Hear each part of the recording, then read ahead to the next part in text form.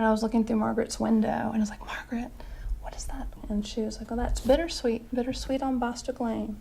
And I love that, because bittersweet, a vine that kind of strangles and chokes. Bittersweet came into my childhood in a sense, right? It's on Bostic Lane. It's like my brother was taken, and, you know, my father before that, and later in life, my mother. It's like, you know, it's beautiful, right, to look at, but it chokes the things that are living around it. So look, can you see it through the General Electric light? That's me being held by my mom. And my dad with my brother. And your brother.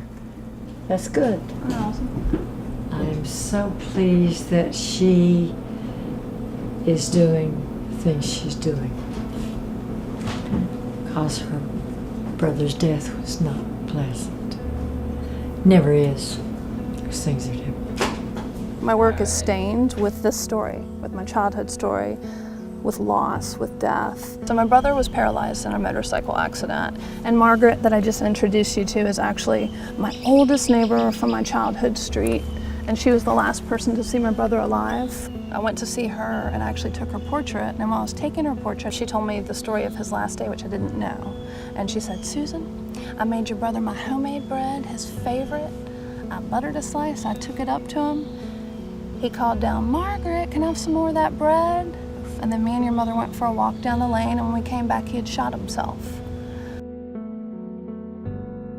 And my brother's suicide note, I remember this line, I arrived home just about the time the honeysuckle blooms.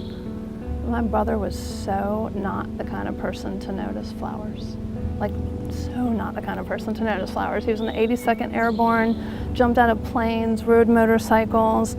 And because he knew he was going to take his own life, he was noticing the last bits of beauty around. He probably, you know, was listening to the birds of Bostic Lane also.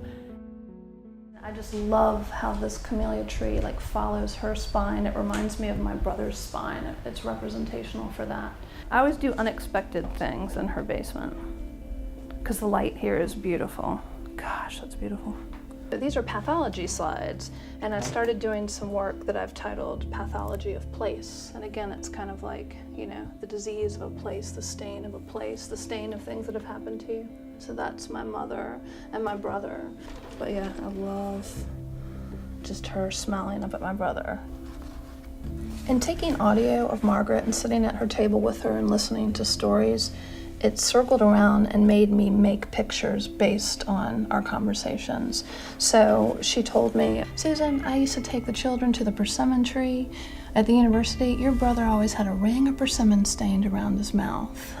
So I went to find that tree, and it was there.